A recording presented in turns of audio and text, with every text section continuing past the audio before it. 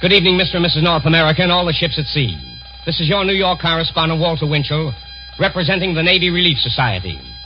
The sponsor of this program and the beneficiary of the great heavyweight championship fight on Friday night.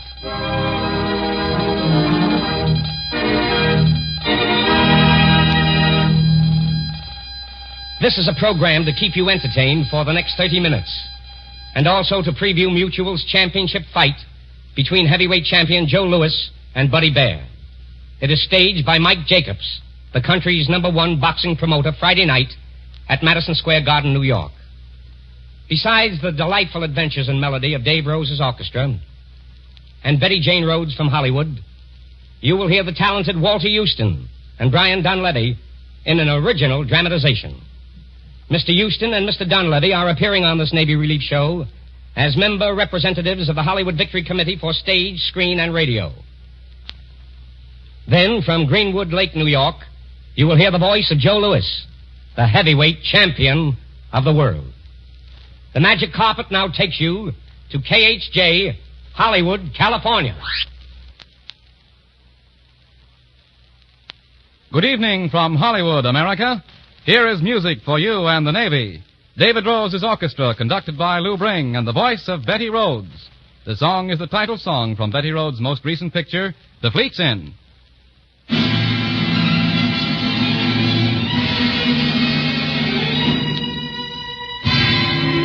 Hey there, mister, you better hide your sister, 'cause the fleet's in, the fleet's in.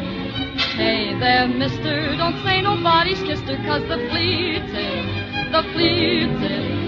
If they do as well on the sea as they do on the shore, hey there, Congress, you can tax us some more. Kid me, I'm always kidding. Hey there, rookie, you better call your cookie and your sweet thing. The fleet's in. They'll take anything if it is a nailed down. She may be dark or fair, those sailors don't care, as long as she's wearing a gown. So if you love her, keep under cover, the fleet's in town. Oh, the fleet's in. Hey there, mister, don't say nobody's kissed her, 'cause the fleet's in. If they do as well on the sea as they do on the shore, hey there, Congress, you can tax us some more. And charge to Walter Winchell. Hey there, rookie, you better call your cookie and your sweets in. The fleet's in. They'll take anybody who's wearing a gown. So, sister, I suggest have everything pressed. Get dressed in your best hand-me-down. Tonight we show up, 'cause it's the blow-up. The fleet's in town.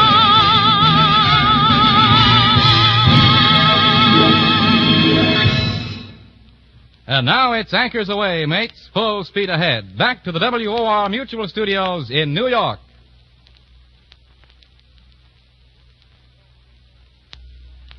This is Walter Winchell again, back in New York City. Friday night, and about unique in the annals of boxing, Joe Louis gives Buddy Bear another crack at the heavyweight championship. The fight is unique in that both Joe Louis and promoter Mike Jacobs are donating their share of the purse to the Navy Relief Society. And let's salute Mike Jacobs for turning over his star attraction to this very worthy cause. It is first and always a great fight, and second, a charity event of mammoth proportions. Last May, Louis and Bear clashed in Griffith Stadium in Washington, D.C., and the result was one of the most thrilling and controversial matches in boxing's long history. It is worth going back to that first Bear-Louis fight. Here is Mutual Sports and Special Features Director Tom Slater to tell you about it. Thank you, Walter Winchell. This fight is really the story of two brothers and the boy who became a man under a baptism of fire. It all began when Buddy Bear, a huge 245-pound kid, was signed by promoter Mike Jacobs to fight Joe Louis the first time. For 10 years, the name Bear had been a legend in boxing. But it was never Buddy Bear. It was always handsome, dashing, wisecracking Max who caught the fancy of the crowd. Max, the unpredictable, the showman, the clown. In the shadow, this great thespian of the ring had huddled the huge, shy figure of Buddy Bear. No one took him seriously. He won fights, but he was just Max's brother. Max treated him with a pat on the head, and so did the boxing world. Even after Max had faded from the pugilistic scene, this still happened. It was just Max's brother. He went about his training sullenly, convinced that no matter what he did, he would always be just Max's brother. And so it was that alone, Buddy walked down the aisle to the ring that night as the crowd gazed at him in silence. Just Max's brother.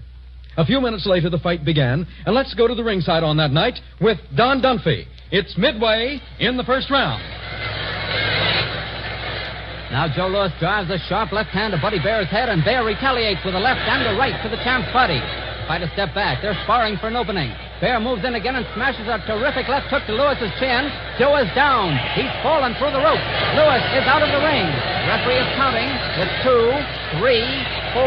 Joe is climbing back in again. Now the fighters are returning to their corners. But wait a moment.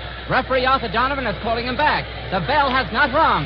Joe Louis leads with a light left hand. He fires another hard right. And a second later, the bell did sound, ending the most exciting round since the memorable Dempsey-Firpo fight. 35,000 spectators in Griffith Stadium stood and roared as the two men slugged and fought through the second, the third, the fourth, and the fifth rounds. The sixth had almost ended when... And standing toe-to-toe, the champion and challenger are trading smashing lefts and rights to the head and body. Now they go into a clinch. The referee separates them. Now Joe Louis comes out and lashes with a terrific right hand to Bear's face. Buddy is down. The count is 2. It's 3. He's getting up to one knee. 4, 5, 6, 7. He's up again. Louis is moving in for the kill. He fires a hard right hand to Bear's head. Louis misses with a right to the head, but follows with a hard left hand, and Bear is down again. Buddy is struggling to his feet. He's punching back like a wild man. Joe Louis is giving ground, but Joe fires a terrific right hand just at the bell. Buddy Bear is down. But wait a second. Ansel Hoffman, the manager of Bear, is in the ring. He's asking referee Arthur Donovan to disqualify Louis for hitting after the bell. Newspapermen, spectators are in the ring. Confusion is everywhere. The bell is sounded for the 7th round, but Ansel Hoffman claims a foul. Every man and woman is screaming at the top of their lungs. And so ended one of the most exciting and controversial spectacles ever seen in a prize ring. A few minutes later, Buddy Bear, tears of impotent rage streaming down his face, looked up from the corner of his dressing room. For the moment, the youngster tried to speak, but suddenly his eyes wandered off into space. What's that? He murmured through cut and bleeding lips. Bear's manager rushed over. Why, that's the cheers of the crowd, said the manager. Well, cheering for Louis, I suppose, said Bear. Louis, shrieked the manager. They're not cheering for Louis. Listen, they're cheering for you, Buddy Bear. The youngster listened, and then slowly, silently, he got up and began to dress. For the first time, Buddy Bear stood erect, drawn up to his full height of 6 feet, 6 1/2 inches. A boy had become a man under a baptism of fire. Buddy Bear was no longer just Max's brother.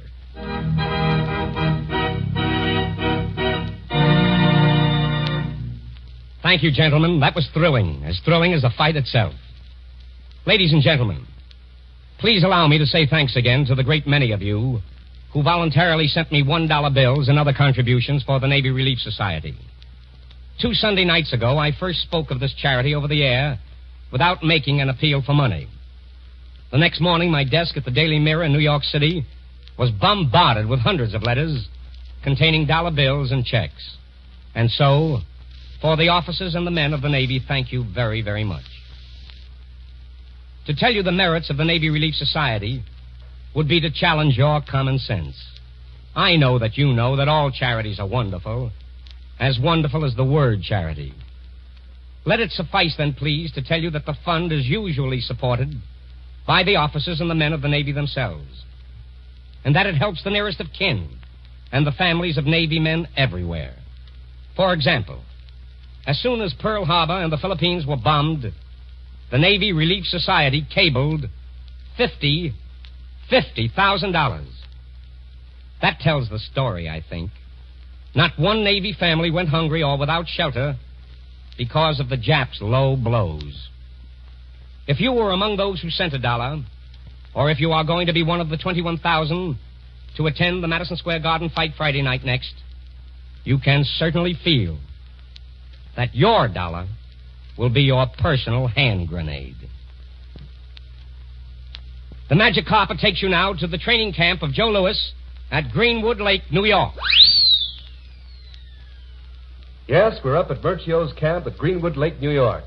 And in this corner, big as life, is Joe Louis, 19 title defenses older than when he won the World Heavyweight Championship back in 1937. You know, Joe remembers a bit of this and that about each contender, but he recalls a great deal about Buddy Baer. I sure do. 6 feet, 6 1/2 inches of him. Well, tell us about that fight. Well, Dan, it was short but not sweet. There I was, head first, outside of the rope, looking up at Buddy Baer. All I could think of was Empire State Building. Well, seriously speaking, Joe, what makes you think Baer will not repeat? Not nothing is certain in boxing. This time, I'll be watching Baer left and right. What do you mean, Joe, left and right? Before the last fight, I was warned, look out for Buddy's right. That wasn't right. Why? Because it was his left that sent me outside the ropes. I think I see what you mean. Well, time even matters up. You stopped him in the 7th round, didn't you, Joe? Yes, but it's proven one thing. Baer a game guy, like all good fighting Americans. He keeps coming back and dishing it out. And he'll be coming back again Friday night. How do you feel about that? That's okay with me for 2 reasons. What's the first reason, Joe? Well, I'll be helping the Navy Relief Society, a very good cause. Yes, Joe, you're donating your entire purse to the Navy Relief Society. Isn't this the first time a heavyweight champion is fighting for nothing?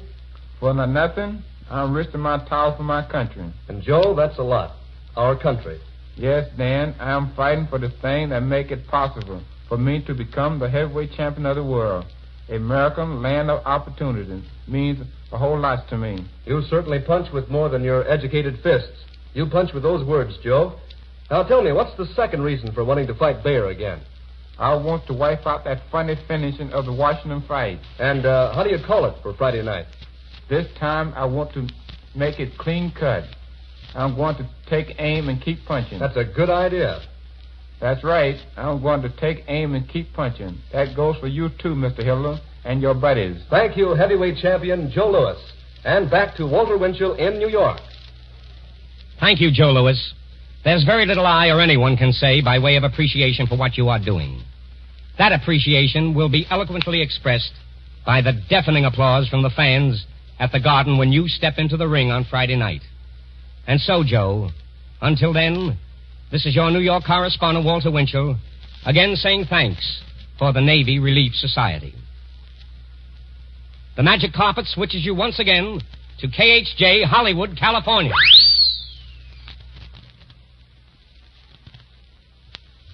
You've been listening to what those fellows had to say, Winchell, Joe Louis, and all of them? Yes, I have. Mighty swell guys, don't you think? Mighty swell, mighty. Yeah. My name's Walter Houston. Glad to know you, Walter. You know, just the other day I was talking about the Navy to a friend of mine. You know him, former Navy man, Brian Dunleavy. He's an actor now, works in motion pictures. Oh, yes, yes. We were talking about the Navy, he and I. Oh, about a lot of things. Things that those fellows have been talking about, you know, about how easily and naturally and fearlessly it started, and then went about the job it had to do. That was, let's see, 102, 42. That was 165 years ago. It's a long time, 165 years. And yet, you know, the Navy, those raucous, brawny privateers, started way back there, has never let us down. Never once stopped serving the United States faithfully and honestly against all their enemies. That's what their oath says. The oath a sailor takes when he joins up. I will bear true faith and allegiance to the United States of America, and I will serve them faithfully and honestly against all their enemies whomsoever. I guess everything else has changed in the Navy in 165 years, but not the spirit. The purpose behind it. The purpose in that oath. Ever stop to think what that oath means? Well, for one thing... Well, I mean what it means to a fellow, well, any young fellow who decides to enlist. I don't care who he is. Where he comes from, New York, Chicago, Oshkosh, Podunk, East, West, anywhere. You know, young America. Now, let's take Oshkosh. There's a strapping young fellow. Smart, strong, able. He's decided, so he signs up. Goes to a naval recruiting office. Right in his own hometown, Yeah, probably. yes. New York, Oshkosh, wherever it is. He signs up and he waits for orders. Dreams about ships and planes. He wants action. So he does. Sure he does. Plenty of it. He loves it. But first, he's got to know what to do and how to do it well. They send him to a training station. Out at San Diego. San Diego, yes. Or maybe Newport, back in Rhode Island, or Hampton Roads, Great Lakes, wherever it is. He's learning. He must learn to be neat. He learns to be punctual.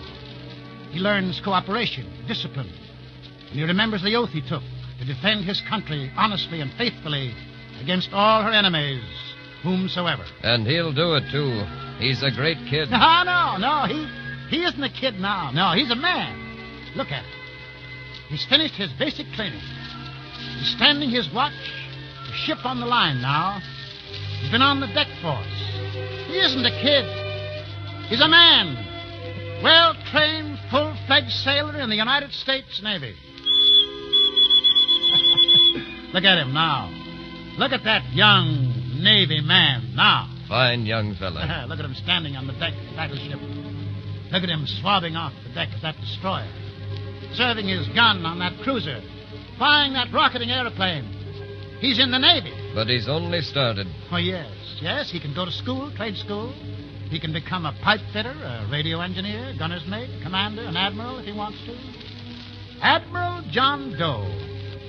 He's a great guy. He's one of the men who helped to mold the destiny of this country. His very life is the life of hope and freedom. A great guy, that sailor. He thinks like a genius.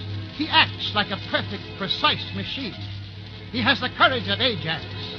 1942. But you know, it wasn't always.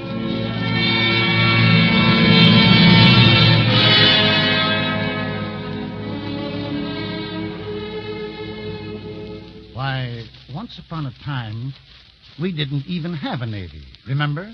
Yep, I remember. Remember how the colonies cheered when Washington took command of their army? Most everybody did.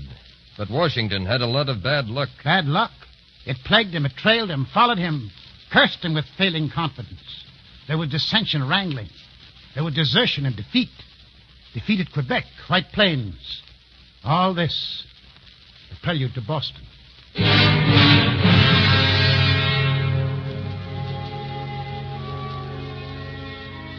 There sits a great general and a great man. There sits George Washington. A crude desk, chair or two, his headquarters. Before him, within the city, a trapped enemy. But the voices of the very people for whom he lived echoed ridicule in his consciousness. Why doesn't he win a great victory? Why? He has guns. But there are no munitions. The enemy is trapped in Boston. Defeat him. How? How without support? How when Philadelphia does nothing? Starve him out. Starve him. Starve him how? He has the sea at his back. The sea is his. We want a victory. Let's win this war or stop it. Stop it, I say. It's foolish. How can you say it's foolish? It's a fight for humanity. Get rid of him. Get rid of Washington. We want action. Action. Victory. Victory. Get rid of Washington. Action. Victory. Action. Wipe down. Wipe down. Batten your hatches, will you? Stow it. Do you hear? Stow it. And who, sir, may I ask, are you? Well, men call me Broughton. Captain Nicholas Broughton of Rhode Island. Good evening, sir. Broughton. An uncommon name, but an uncommon title. To be sure, captain, eh? Yes, sir. Captain of my own ship. Well, how can you help? What do you want? Letters of marque and reprisal. If I can get General Washington's name on a piece of paper that says I can arm my ship and fly the American flag, I and my friends will show you what we can do. Give me the letters, the guns, the flag, and 30 days at sea. I'll bring back powder enough to hold our independence for 100 years.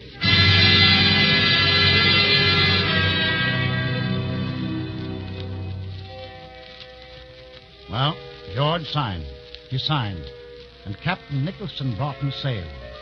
The friends he spoke of sailed with him, out into the rough, open sea, and into the history of the great nation whose foundations they made firm.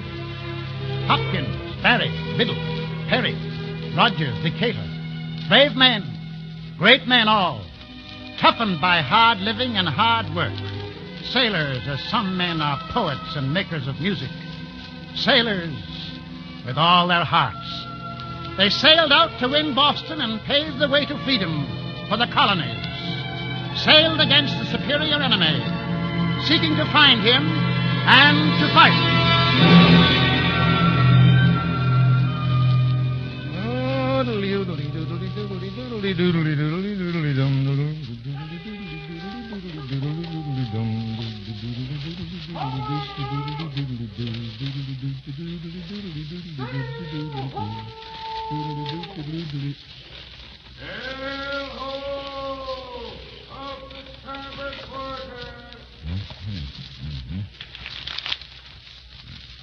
Captain Broughton, sir? Aye, Mr. Bagley, off the starboard quarter, I heard. What is she? Can you make her out? She wears enemy colors, Captain. Mm-hmm. Big one. Aye, sir. A rich one, too, I'll wager. Aye, and riding low. Mm-hmm.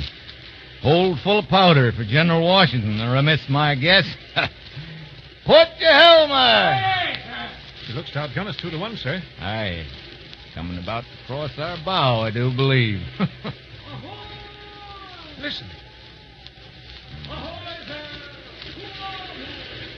We're flying the American flag. Ain't that enough?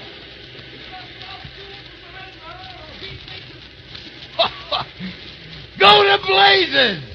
Man your battle stations. Prepare to open fire. All hands to battle stations! All hands to battle stations! Stand by to repel boarders. Put your helm a bit there. Ready. Commence firing.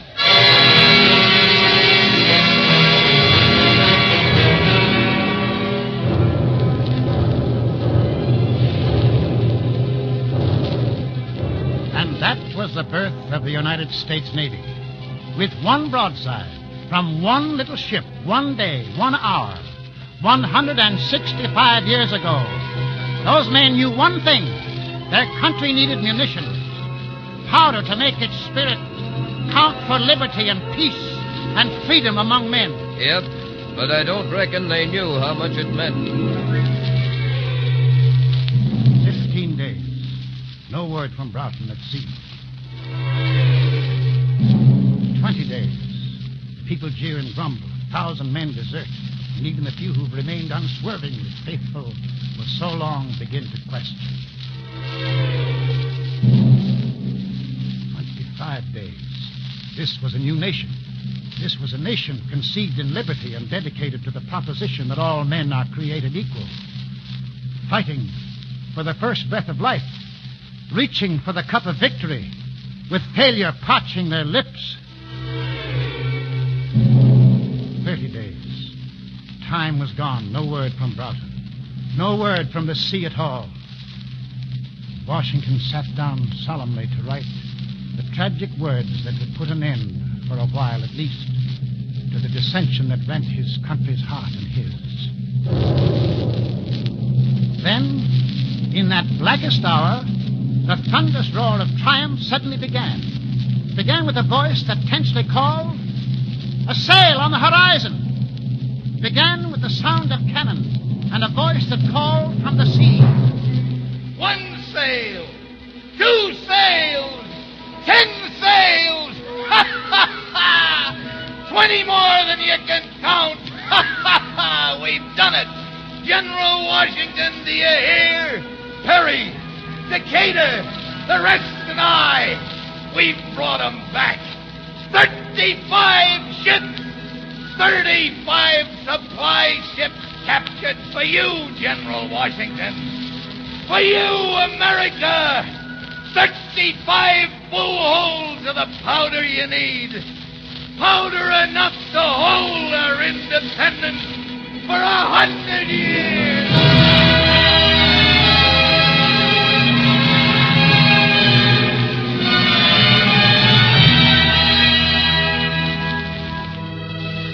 see, it wasn't always like it is today. Not by a long shot. A handful of ships flying a new flag of free men, upholding the rights and the destiny of a new nation of free men. That was the birth of our Navy. That was the start of a force that's become a tremendous force for liberty and humanity. That's what it is today, written in the lifeblood of Broughton, Perry, and Jones, and Dewey, and thousands of American seamen. The oath to bear true faith and allegiance to the United States of America and to save them faithfully and honestly against all their enemies. Yep, that's right. Yes, and look at it now. Look at those battleships, destroyers, planes. Look at them on the high seas. Look at them on the storm-tossed waters. Look at them on the ice-caked water, the moonlit, sunlit waters of the world, with the spirit and the ideal of America and the flag of America flying proud and high. Look at him. Look at him everywhere. Yep, it's the greatest Navy in the world. Yes, you can say that again, Uncle Sam. Your Navy, the greatest Navy in the world.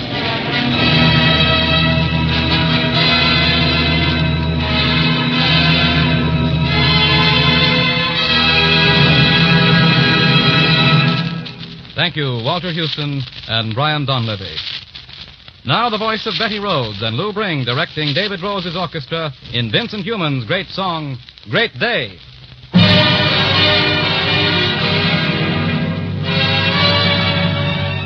When you're down and out, lift up your head and shout, there's gonna be a great day. Angels in the sky promise that by and by there's gonna be a great day. Gabriel will warn you some early morn. You will hear his horn. Rootin' tootin', it's not far away. Hold up your hands and say, there's gonna be a great day.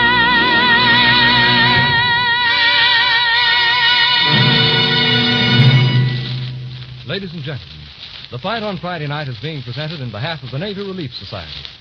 This is the Navy's own charity that provides speedy care for needy families of men on active duty in Uncle Sam's Navy. If you would care to contribute to this vital cause, send your contribution, however small, to the Navy Relief Society, 90 Church Street, New York City. So have the screen, boxing, radio, and the Navy itself spoken to America. Speaking for the Navy, we've heard Walter Winchell, your New York correspondent. For the screen, we've heard the incomparable acting of Walter Houston and Brian Donlevy. For boxing, Joe Louis, the great champion, has spoken on the eve of his Friday night title match with Buddy Baer in Madison Square Garden.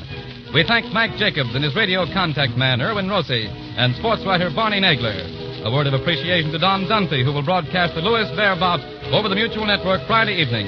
And for radio, the Don Lee Studios in Hollywood have been proud to contribute the music of David Rose's orchestra and the voice of Betty Rhodes. This is the Mutual Broadcasting System.